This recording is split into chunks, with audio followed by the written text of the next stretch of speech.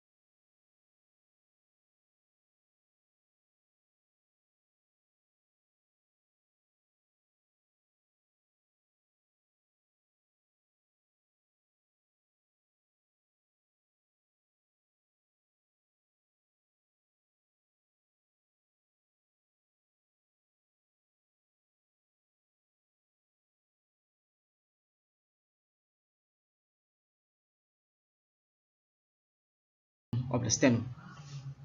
All right, so this is the clavicle. This is the clavicle. We said this is the medial end. This is the lateral end.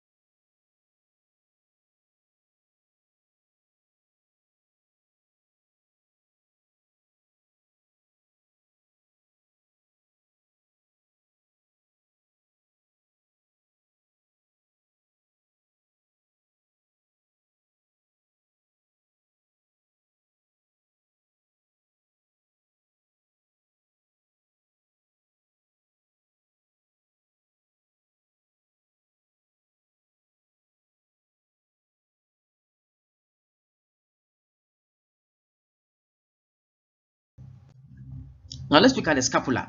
Okay, the features of the scapula. The scapula has three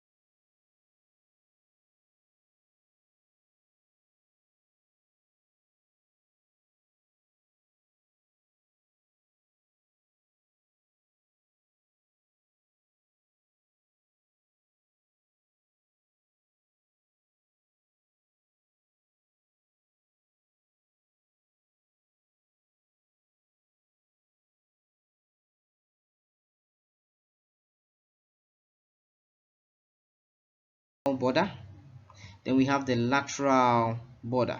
Okay, we said that the superior border, there's a notch here. This is the notch called the suprascapular notch. And then for the medial border or the vertebral border or the lateral border is also called the axillary border. Then we said we have three fossa. Okay, this is the supraspinous fossa, this is the infraspinous fossa, and this is the subscapular fossa. Then we say we have three processes. This is the spine, we have the spine, we have the acromion, and then the coracoid process. Now let's look at the muscles attached to the scapula. There are 18 muscles attached to the scapula, and I know that this can be very difficult to remember. It becomes very difficult to remember all the 18 muscles attached to the scapula. So I've come up with mnemonics to help you remember all the 18 muscles. Okay. Now there are three muscles attached to the fossa. Three muscles attached to the fossa. Remember the fossa, we said we have the supraspinous fossa, infraspinous fossa, then subscapular fossa. So the first muscle, the muscle attached to the supraspinous fossa is the supraspinatus. Okay, supraspinatus is the muscle attached to the supraspinous fossa. Okay, so for the supraspinous fossa, we have the supraspinatus. For the infraspinous fossa, we have the infraspinatus, and the subscapular fossa, we have the subscapularis. Now the mnemonic you can use is the acronym you can use is SSI. SSI, if you remember SSI. Okay, so S is for supraspinatus, another S is for subscapularis, and then I is for infraspinatus. Okay, now there are three muscles attached to the dorsal lip of the medial border. The dorsal lip of the medial border. So this is the dorsal lip. Okay, this is the dorsal lip of the medial border. Okay, so follow my cursor. This is the dorsal lip of the medial border. Okay, we have three muscles attached there. Okay, so the first muscle is the levator scapulae muscle, okay, is actually from the upper angle or the superior angle all the way to the crest, okay, to the maybe the upper border of the crest. Okay, so from the superior angle all the way here, we have the levator scapulae muscle. Then there's a muscle that is opposite the crest. You see, this is the crest. Okay, this is the crest of the spine. This is the crest. So there's a muscle opposite the crest, which is here, labeled 5, number 5. It is the rhomboid minor muscle. Okay, and then from the crest all the way to the inferior angle, okay, there's a muscle here labeled number 6, which is the rhomboid major muscle. All right, now how can we remember the 3 muscles attached to the dorsal lip of the medial border? Okay, the acronym RRL. R is for rhomboid minor, another R is for rhomboid major, and then the L is for levator scapulae muscle.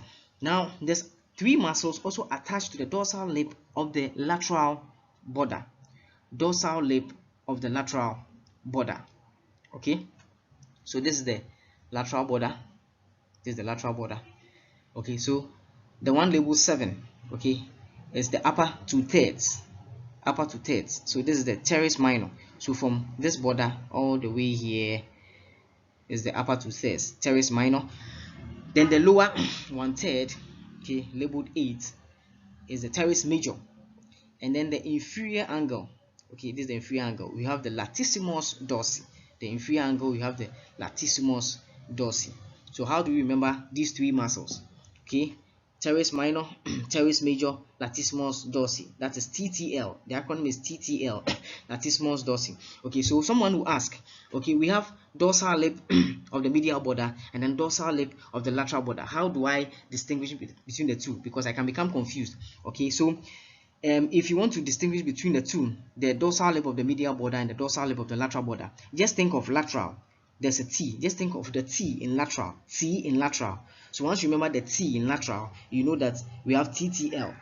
Once you remember the T in lateral, there's the TTL, teres minor, teres major, latissimus dorsi. Okay. Now there's only one muscle attached to the ventral lip of the medial border. So this is the medial border. This is the medial border, and this is the ventral side. This is the ventral lip, the medial border. Okay, it's serratus anterior. It's just one muscle, so that is very easy to remember. Serratus anterior. Okay, so it's actually from the upper or inferior superior angle all the way to the lower or the inferior angle. Now let's continue with the muscles. Okay, the 11th muscle. We have 2 muscles also attached to the glenoid tubercle. The glenoid tubercle.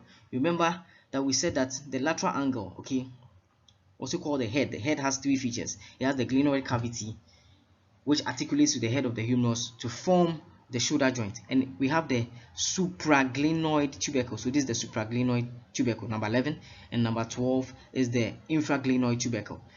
Okay, so for the supraglenoid tubercle, we have the long head of the biceps muscle, and then for the infraglenoid tubercle, we have the long head of the triceps muscle. Now, how do you remember this? If you flex your elbow, okay, if you flex your elbow, anatomically, you know that the biceps is superior.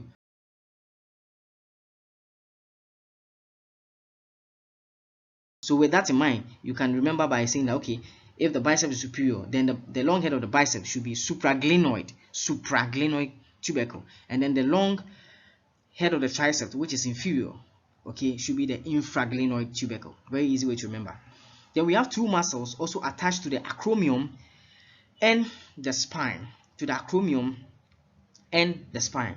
Okay, so this is the acromion and this is the spine. This is the spine, this is the acromion. So number 13, okay, the deltoid muscle. The deltoid muscle, which is lateral, okay, is found in the lateral border of the acromion and the lower lip of the crest of the spine. Okay, this is the lower lip of the crest of the spine.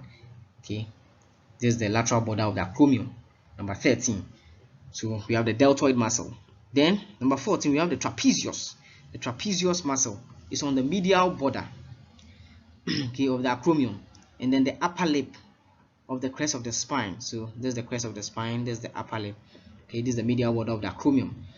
Okay, so how do we remember? What are the 2 muscles that are attached to the acromion and the spine. How do you remember the two muscles attached to the acromion and the spine? So I use this acronym DAST, D-A-S-T, DAST. So AS is A is the acromion, S is the spine. A is the acromion, S is the spine. Okay, and what you have on the ends. Okay, so D, you can see D is lateral, and then the T is medial. So the T is the trapezius, which is on the medial border, and then the D is lateral.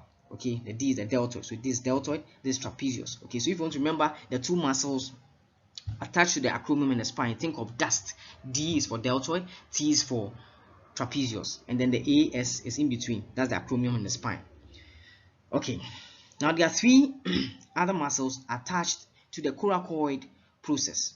Coracoid process. So this is the coracoid process. I told you that when we say process in anatomy, it comes from the Latin word processus, which means an outgrowth or a bulging, okay, from a main tissue bone. Okay, so if you have an outgrowth, that's a process. So for the three muscles attached to the coracoid process, okay, we have the tip. Okay, the tip of the coracoid process. There are two muscles actually: the short head of the biceps, and then the coracobrachialis. Short head of the biceps, and then the coracobrachialis. Okay, then there's another muscle, okay, which is number 17. It's on the upper surface of the coracoid process, which is the pectoralis minor. Pectoralis minor. So how do you remember the three muscles of the coracoid process?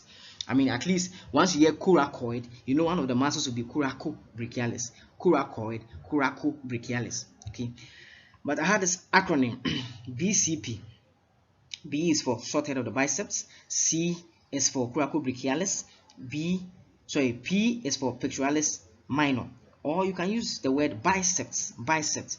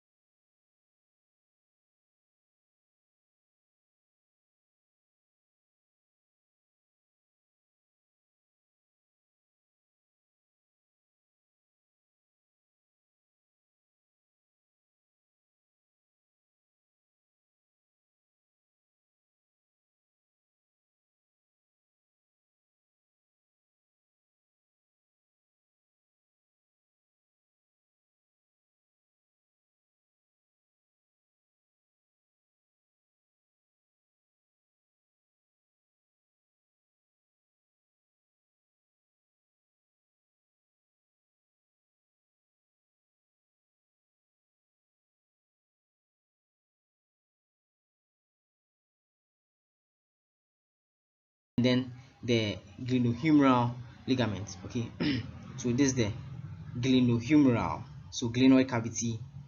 Okay, glenoid cavity of the scapula, and then the humerus. Okay, so glenohumeral, the head of the humerus, glenohumeral ligament, that's number 4. And then we have the coracohumeral ligament. So coracohumeral ligament, that's the coracoid process. Okay, where my case this is the coracoid process, and then this is the head of the humerus. Okay, so coracohumeral and then the glenohumeral ligament. Hi guys, so today we're going to learn about the anatomy of the humerus. The anatomy of the humerus, and this is in continuity with our series in talking about the anatomy of the upper limb. So we've already dealt with the shoulder girdle, which is made up of the clavicle and the scapula. And so today we'll be learning about the bone of the arm, which is the humerus. Okay, so the bone of the arm, talking about this bone, the humerus. And we'll talk about the gross features of the humerus and also some special features, including the muscle attachment. We'll talk about the articulation. We'll talk about related nerves, and also we'll talk about humeral fractures. Okay, so the humerus, first of all, you must understand that the humerus is a long bone. The humerus is a long bone, and because it's a long bone, it has two ends. Okay, the upper end, okay, this is the upper end, and this is the lower end, and it also has a shaft. So this is the shaft from this red bar to this red bar. So this is the shaft. So this is the upper end, this is the lower end, and this is the shaft. Okay, now for the upper end is made up of the head. This is the head, the neck, we have the greater tuberosity where my cursor is, and then we have the lesser tuberosity, and in between these two tuberosities there's a groove here. It's called the bicipital groove. Okay, now concerning the neck, we have the anatomical neck, which is a construction beyond the head of the humerus, and then we have the surgical neck, which is below the two tuberosities. Now when you come to the lower end, okay, this side, the lower end is made up of two main parts. It has the articular part and the non-articular part. It has the articular part and the non-articular part. The articular part is made up of the trochlea, okay, which is medial, and then the capitulum, which is lateral. Okay, so these two parts articulate. Then we have the non-articulating part, okay, which is made up of two epicondyles. Okay, this is the medial epicondyle, this is the lateral epicondyle. Okay, and we have three fossa. We have the coronoid fossa, which is medial. We have the radial fossa, which is lateral, and then posteriorly we have the olecranon fossa. Now, how do you know for the non-articulating surfaces? How do you know that this is the medial epicondyle or this is the lateral epicondyle? You see, the medial epicondyle is more projecting than the lateral epicondyle. So that's one way to distinguish or to know which side is the medial border and which side is the lateral border. Now we said that the humerus also has a shaft. Okay, the shaft has three borders. We have the medial border, so this is the medial border. Then we have the lateral border. Then we have the anterior border. Okay, then it also has three surfaces. It has the anteromedial surface, anteroposterior surface, and then it has the posterior surface. Again, the humerus is a long bone, and because it's a long bone, it has two ends, the upper end and the lower end.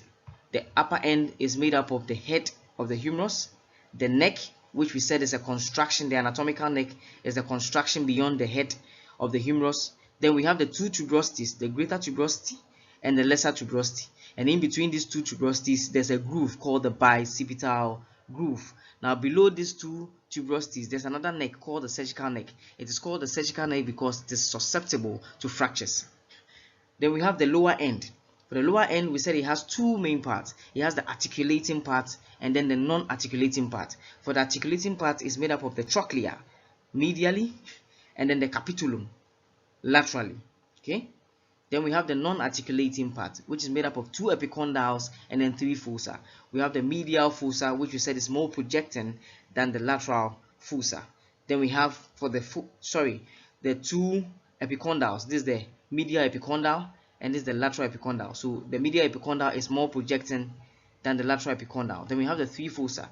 This is the coronoid fossa, which is also medial, the radial fossa, which is lateral, and then posteriorly we have the olecranon fossa. Then there's a shaft. The shaft of the humerus is made up of three borders and then three surfaces. Okay, we have the medial border, right? Then we have the lateral border and we have the anterior border. Then it has three surfaces. We have the anteromedial surface, anterolateral surface, and also the posterior surface. Again, this is the humerus. Okay, we said the humerus is a long bone. Because of that, it has two ends. This is the upper end, this is the lower end. Okay, so we'll look at the features again. So for the upper end, this is the head of the humerus. Then this dotted line you see here is the anatomical neck. It's a construction beyond the head of the humerus. Okay, so the dashes here is the anatomical neck. Right? Now when you come here, this is the greater tuberosity. It's very, very conspicuous here. This is the greater tuberosity, and this is the lesser tuberosity. Now we said between these two tuberosities, there's a groove in between them called the bicipital groove. Okay, and below the groove there's another neck called the surgical neck. Called the surgical neck because it is susceptible to fractures. Okay, again, for the upper end, we have the head, we have the anatomical neck, we have the greater tuberosity, we have the lesser tuberosity.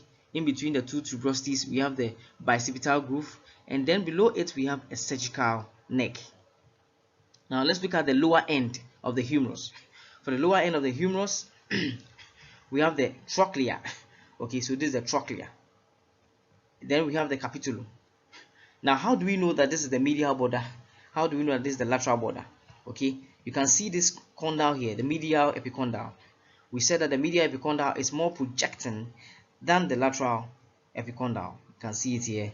This one looks more projecting with the medial epicondyle than the lateral epicondyle. And so, if this is the medial epicondyle, this fossa will be the trochlea, because we said the trochlea is medial, and this is the capitulum, which is lateral. Okay. Then, so this is the trochlea. So this is the trochlea. This is the capitulum. Now, what we have here is the coronoid fossa. The coronoid fossa is also medial, and this fossa we have here is the radial fossa. Okay. Now, again, for the lower end of the humerus, we have the medial epicondyle, we have the lateral epicondyle, we have the coronoid fossa, which is medial, we have the radial fossa, which is lateral, we have the trochlea, okay, which is the articulating surfaces of the lower end of the humerus. All right, then we have the capitulum, which is also an articulating surface of the humerus. Okay, then for the shaft, this is the shaft. Okay, we can see a groove here. This is a radial groove. This is a radial groove, and for the radial groove, we have two structures going through the radial groove. We have the radial nerve and the deep brachial artery. We have the radial nerve and the deep brachial artery. Now there's an impression here, okay, which is called the deltoid tuberosity. Okay, it serves an attachment for the deltoid muscle, deltoid tuberosity. Now this surface is the posterior surface. How do we know? We can see this big fossa here. This is the olecranon fossa. So once you see the olecranon fossa, then we are on the posterior surface. Once you see the coronoid and the radial fossa, you are on the anterior surface. Okay, so for the anterior surface, we have two fossa, coronoid and then radial. For the posterior surface, it's just only one fossa, the olecranoid fossa. Okay, so this is the posterior surface. This is the medial border. Okay, this is the lateral border. Now for the articulation, okay, the upper end of the humerus. Okay, this is the upper end of the humerus. Okay, we have the head. We said we have the head of the humerus. We have the anatomical neck. We have the greater tuberosity, the lesser tuberosity, and the surgical neck. Now the head of the humerus, okay, articulates with the glenoid cavity of the scapula to form the shoulder joint. Now this joint is a ball and socket synovial joint. Now when you come to the lower end, okay, this is the lower end. Okay, the joint that is formed is the elbow joint. So this is the trochlea. Okay, the trochlea articulates with the trochlear notch of the ulna. All right. Then this is the capitulum. The capitulum articulates with the surface of the radius. Okay, so these are the two articulating surfaces, the trochlea and then the capitulum. Now the joint they form here is a hinge synovial joint. Again, for the upper end, we are forming the ball and socket synovial joint. The head of the humerus articulates with the glenoid cavity of the scapula to form the shoulder joint. And then for the lower end, we have two articulating surfaces. We have the trochlea and then we have the capitulum. The trochlea articulates with the trochlear notch of the humerus, whilst the capitulum articulates with the upper surface of the radius. Now let's look at the muscles attached to the humerus. the muscles attached to the humerus. Okay, so for the upper end we have 7 insertions. Okay, we actually have 7 insertions, but for the upper end, okay, we have the greater tuberosity. Remember we said the greater tuberosity and the lesser tuberosity. There are 3 muscles attached to the greater tuberosity, and then the acronym is SIT. Okay, S for supraspinatus muscle, I for infraspinatus muscle, and then T for teres minor. Okay, so you can see this is the greater tuberosity. This is the upper impression. The upper impression is where you have the supraspinatus. The middle impression is where you have the infraspinatus, and then the lower impression is where we have the teres minor. So mind you, all these muscles, all these 3 muscles are actually on the greater tuberosity. Okay, so it means that the greater tuberosity has an upper lip, a middle lip, and a lower lip. So for the upper lip we have the supraspinatus, for the middle lip we have the infraspinatus, and then for the lower lip we have the teres minor. Now when you come to the lesser tuberosity, there's only one muscle attachment, which is the subscapularis. The subscapularis. Okay, the subscapularis. Again, we said that the muscles attached to the humerus, there are actually 7 muscles, but for the greater tuberosity there are 3 muscles attached to the greater tuberosity. Okay, so the greater tuberosity has 3 impressions or 3 lips: the upper lip, the middle lip, and then the lower lip. The upper lip, for the upper lip we have the supraspinatus, for the middle lip we have the infraspinatus, and then for the lower lip we have the teres minor. Then there's only one muscle attached to the lesser tuberosity, which is the subscapularis. Now continuing with the muscles attached to the humerus. Okay, we've already looked at 3 muscles attached to the greater tuberosity: supraspinatus, infraspinatus, teres minor, and then 1 muscle attached to the lesser tuberosity, which is the subscapularis. So we'll continue. There are 3 muscles attached to the bicipital groove. Okay, we said that the bicipital groove is found between the greater tuberosity and the lesser tuberosity. Okay, so this is the bicipital groove. So this is the groove.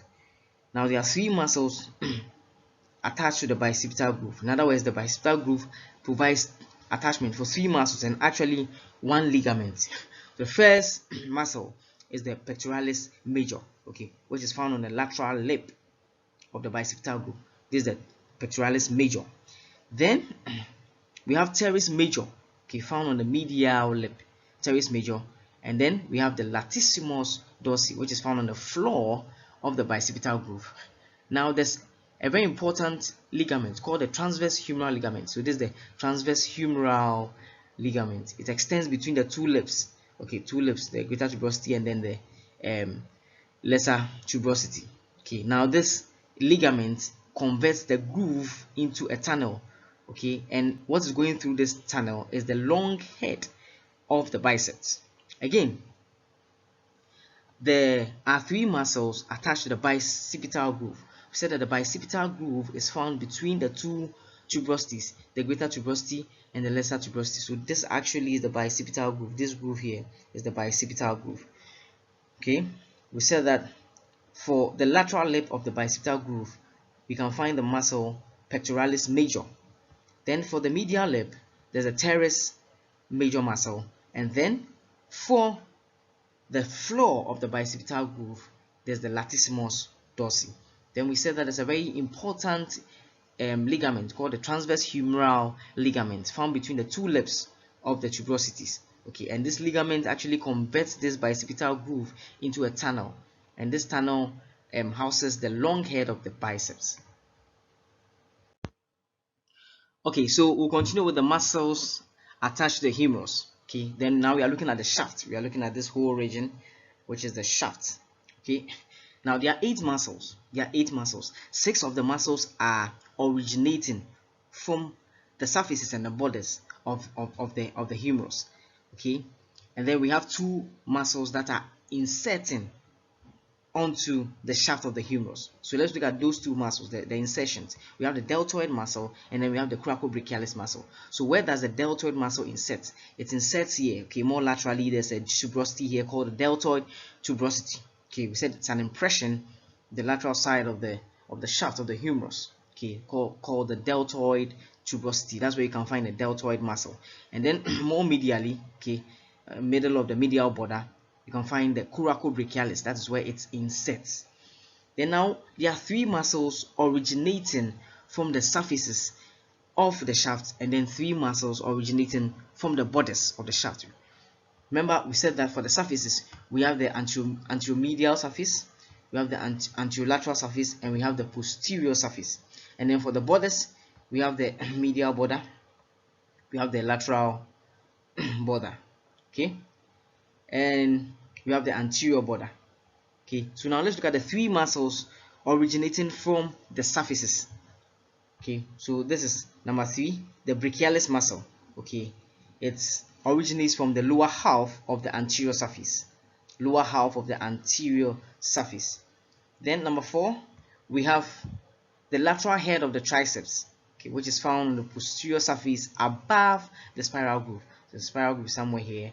So, okay, above this, somewhere here above the spiral groove. So this is the lateral head of the triceps, okay, on the posterior surface above the spiral groove. And then below the spiral groove, this muscle here originates from this surface called the medial head of the triceps. Medial head of the tricep, that's the posterior surface below the spiral groove. Then we have three muscles originating from the borders. Okay, so from the medial epicondyle supracondyle ridge, the medial supracondylar ridge. Okay, we have the pronator teres muscle. So this is the one here, number 6, pronator teres muscle originating from the medial supracondylar ridge. Okay, this is the medial supracondylar ridge. And then for the lateral supracondylar ridge, the upper third, we have the brachioradialis, and then the lower 2/3 we have the extensor carpi radialis longus. Extensor carpi radialis longus. Again, there are 8 muscles. Okay, when it comes to the shaft of the humerus, 8 muscles. When it comes to the shaft of the humerus, 6 muscles are originating from the surface and also the borders. Okay, so 3 each. 3 muscles originating from the surface, 3 muscles originating from the borders. Then we have 2 muscles inserting. So for the insertion, the deltoid muscle inserts on the deltoid tuberosity, okay, which is lateral. And then more medially we have the coracobrachialis. Then for the muscles originating from the surfaces, okay, for the anterior surface we have the brachialis muscle, the lower half of the anterior surface we have the brachialis muscle. Then above the spiral groove, this is the spiral groove, okay, above the spiral groove we have the lateral head of the triceps, and then below the spiral groove we have the medial head of the triceps. So this is the spiral groove, so you can follow my case. This is the spiral groove, okay, so this is above the spiral groove, this is the lateral head of the tricep, this the spiral groove, so this below, this muscle here is below the spiral groove, so this is the medial head of the triceps. Then we have the 3 muscles originating from the borders. Okay, so this is the medial supracondylar ridge. We have the pronator teres muscle originating from this side, and then for the lateral supracondylar ridge, the upper third we have the brachioradialis, and then for the lower 2/3 we have the extensor carpi radialis longus. Okay, so for the lower end of the humerus, okay, this is the lower end of the humerus, this is the lower end of the humerus. Obviously this is the anterior side, this is the posterior side. How do we know? For the anterior side, you can see the fossa here, 2 fossa, one here, one here. Then for the posterior side, you can see only 1 fossa. This is the olecranon fossa. Okay, you can see the medial epicondyle here more projecting than the lateral epicondyle. Okay, so for the medial epicondyle, this is the front. This is the front of the medial epicondyle. Okay, and this is the back of the medial epicondyle. This is the front of the medial epicondyle. This is the back of the medial epicondyle. This is the front of the lateral epicondyle. This is the back of the lateral epicondyle. So for the front of the medial epicondyle, okay, it's actually for the common flexor origin. Common flexor origin. Okay, muscles that flex the elbow joint, muscle that flexes the elbow joint. This is where it originates from, the common flexor origin. It actually originates from the medial epicondyle, the front of the medial epicondyle. Okay, when you go to the front of the lateral epicondyle, which is here, is actually for the common extensor origin. So the muscle that extends the elbow joint. Okay, this is where it originates from. The common extensor origin is found on the lateral front of the epicondyle. Then when you go to the back, so this is the back. So this is the back of the medial epicondyle. This is the back of the lateral epicondyle. So for the back of the medial epicondyle, okay, there's this important nerve here, which is the ulnar nerve. So okay, the ulnar nerve goes through, this black straight line. The ulnar nerve goes through here, and then for the lateral epicondyle, okay, there's a very important muscle here called anconeus. Anconeus. Now when it comes to the tip of the medial epicondyle, the tip of the medial epicondyle, okay, there's a very important ligament called the ulnar collateral ligament. Okay, then when you come to the lateral epicondyle, okay, we have the radial collateral ligament. Again, we've looked at the lower end of the humerus. We've compared the medial epicondyle and the lateral epicondyle in terms of its front, the frontal view, the back, and also the tip. Okay, we said the front of the medial epicondyle is for the common flexor origin, and then we said the front of the lateral epicondyle is for the common extensor origin. Then we looked at the back of the medial epicondyle. We said the ulnar nerve transverses the back of the medial epicondyle, and then for the back of the lateral epicondyle we have the origin of the anconeus. Then the tip of the medial epicondyle is actually for the ulnar collateral ligament, and then the tip of the lateral epicondyle is actually for the radial collateral ligament. Now there are three nerves related to the humerus, and this is very important for orthopedic surgeons, for neurosurgeons. Very important. It's a must know. There are three nerves related to the humerus. Now the first nerve is the axillary nerve. The first nerve is the axillary nerve. Now the axillary nerve can be found around the region of the cervical neck. The cervical neck of the humerus. Okay, so if you have fracture of the cervical neck of the humerus, it may injure the axillary nerve. Okay, so around the cervical neck. Okay, so this is the head of the humerus. This is the anatomical neck. Okay, the greater tuberosity and the lesser tuberosity cannot be seen clearly here. Right, this is the cervical neck. We said it's called cervical neck because it's susceptible to fractures. Then the second nerve is the radial nerve. The radial nerve goes through the radial groove. Okay, goes through the radial groove. We said there's another structure that goes through the radial groove. Okay, we said is a deep brachial artery. Okay, now we are talking about the radial nerve. So if you have fracture, okay, along the side, this is a mid shaft fracture, you are likely to damage the radial nerve. Okay, then the third nerve, which is the ulnar nerve, which is found behind the medial epicondyle, or the back of the medial epicondyle. That's where you find the ulnar nerve. Okay, again, the three nerves related to the humerus: the axillary nerve related to the cervical neck or around the cervical neck, the radial nerve that goes through the radial groove, then we have the ulnar nerve, which is found at the back of the medial epicondyle. Okay, so we'll look at humeral fracture. Okay, so from this x-rays you can see that there are three levels of the humeral fracture. There are three levels of the humeral fracture. So this is the first level, this is the second level, and this is the third level. Okay, the first level is around the region of the cervical neck.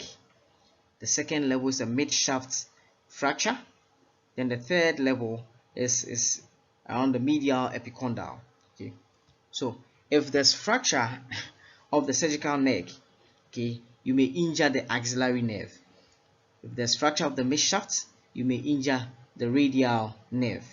If there's fracture of the medial epicondyle, you may injure the ulnar nerve. Now if you have fracture of the cervical neck and the axillary nerve is injured, you may also cause paralysis of the deltoid muscle. Now the second level, the midshaft fracture, okay, if you injure the radial nerve, okay, that's going to damage the extensors of the wrist and also the fingers, leading to wrist drop. And then also, if there's fracture of the medial epicondyle, which may damage the ulnar nerve, you can have a partial claw hand. And so guys, I've done an extensive lecture on the axillary nerve, radial nerve, median nerve, ulnar nerve. And so kindly check out that video and also leave a comment in the comment box. So like, share, and then subscribe to my channel. Best wishes, and I'll see you in the next video.